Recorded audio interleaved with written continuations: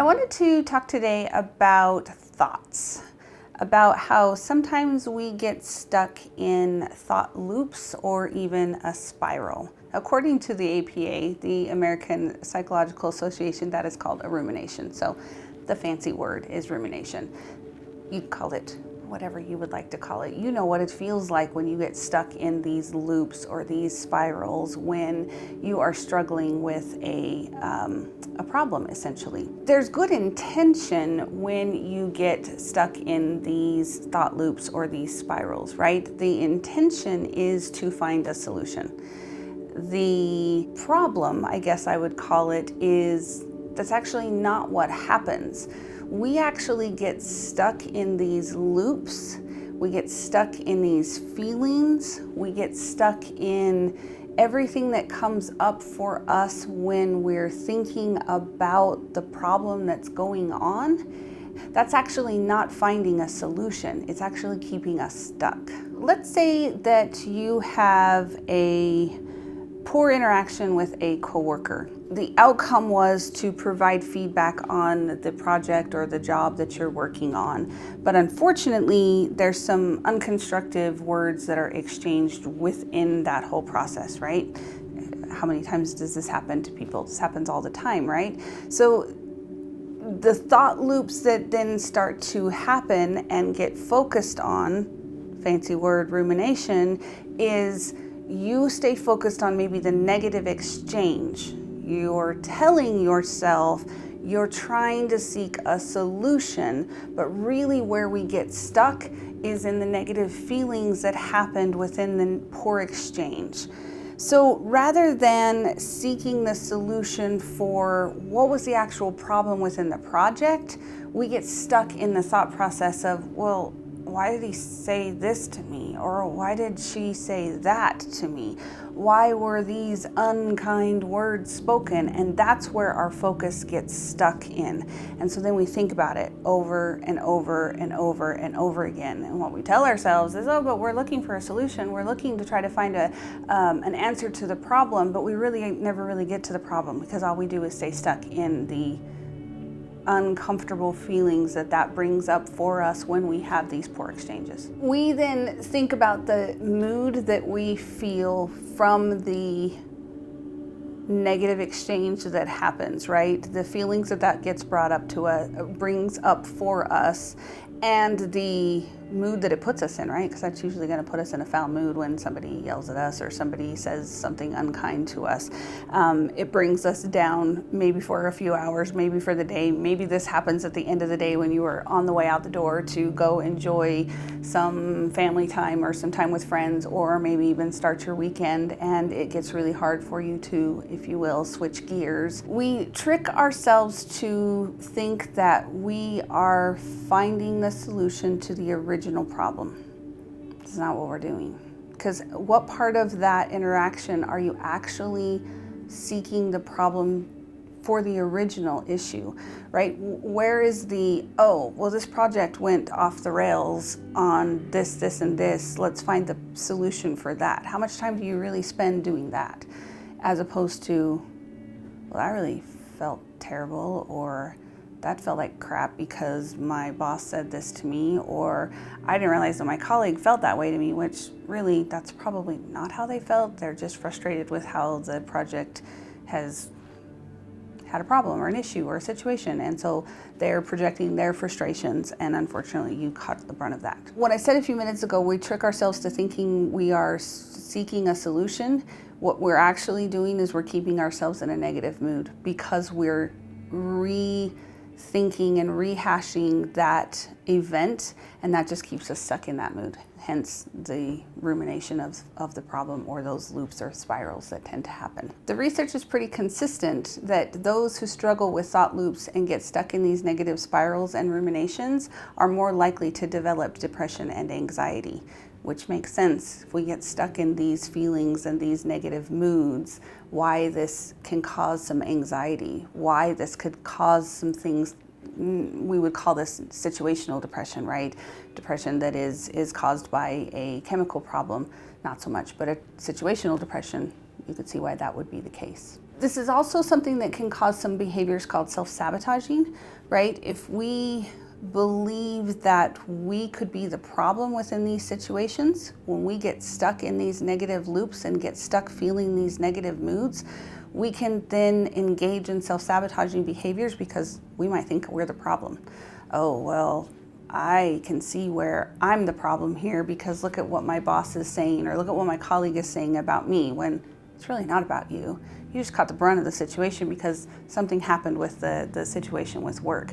And then self-sabotaging behaviors can happen, especially if we can get caught in these negative thought loops for long periods of time. So it's something to be cautious of because we don't want to have these behaviors start to dictate our lives. Let's talk about ways to break some of these thought loops.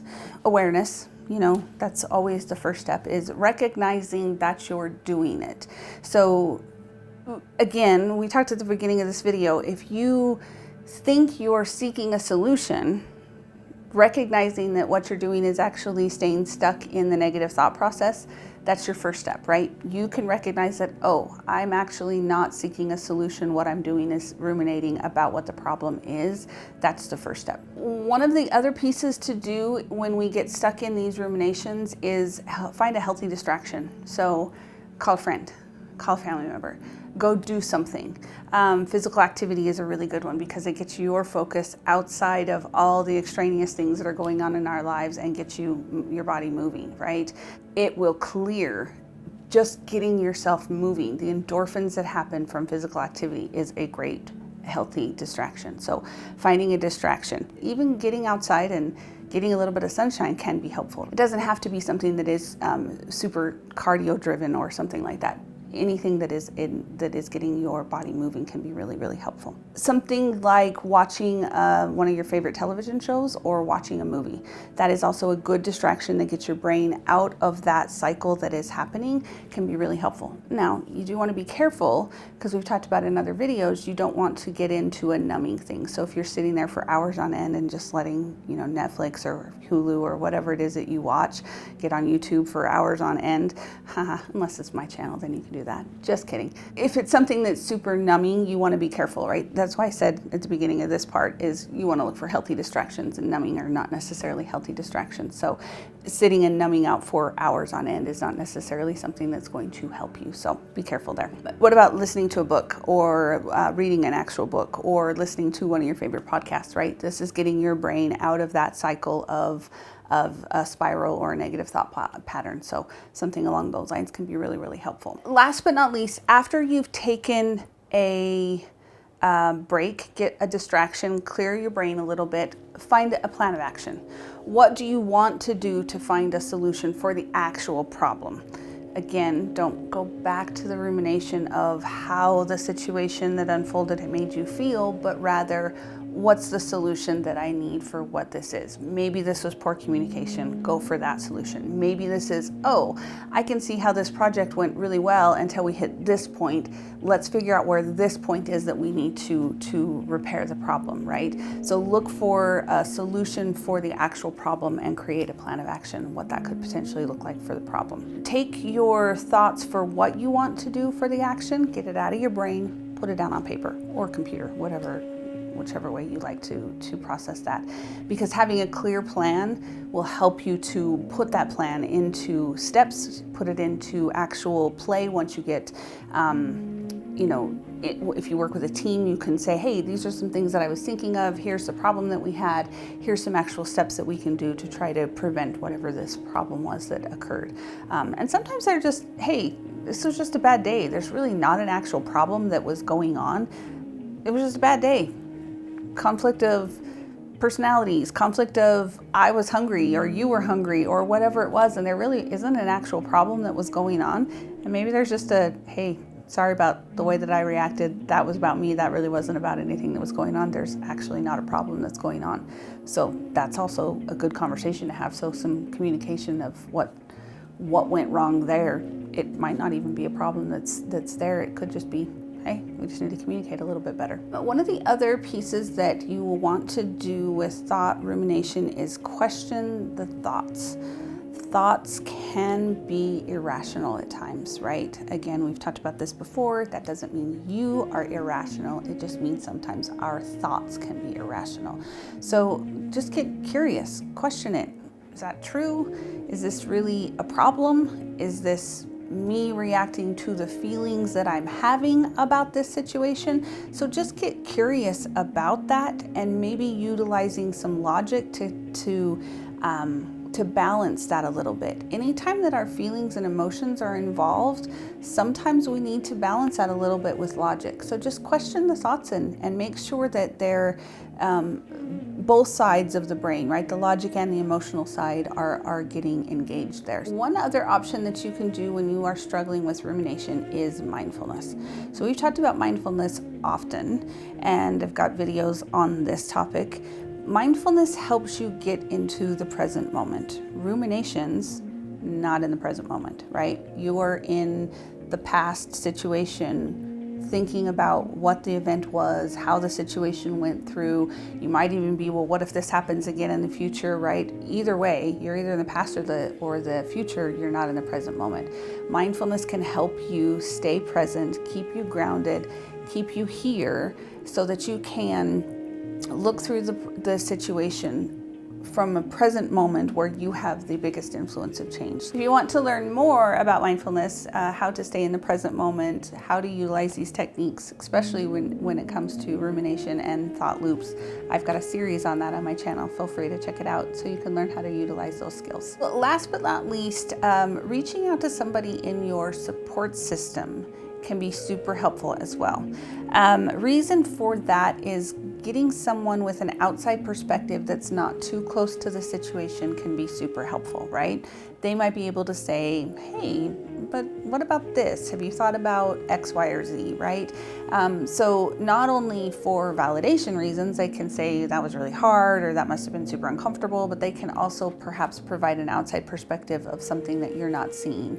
And support from anyone that we have when we're having a difficult time can be super helpful. All of these items that we just talked about, they disrupt the rumination pattern, right? They disrupt that loop that tends to happen. So whether it's a distraction, maybe it's creating a plan, maybe it's actually writing it down or putting a plan into action. What we're doing is breaking that pattern of rumination rather than just sitting there and contemplating over and over again. If you are a lifelong ruminator or you have done this for a really, really long time, these are great tips. Start here. See if this is something that can help you, because these, I mean, you start anywhere, right? Especially if this is something that is negatively impacting your life, you want to start somewhere. So start with these tips.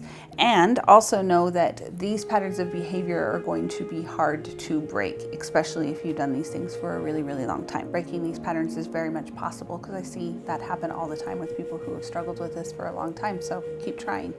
And be very kind to yourself, right? Change is really hard for us as human beings. So if this is something that you've dealt with for a while, don't be critical that you tried doing the tips once or twice and it didn't change anything. That's normal. It takes a little bit of time. So just be kind to yourself during that process, because that's going to be super helpful when you're trying to make change. So I often say to clients that change happens in that space of uncomfortable. So lean into uncomfortable, because that's where change is going to happen. If you need help and can't do it by yourself, therapists can be there to help you with this process, to dive in deeper to some of the behaviors that you're doing specifically to help you in creating a plan specific to you, to help you break those habits that might be a little bit deeper just for you. Thanks for watching my video, and don't forget to subscribe to my channel. Have a good one.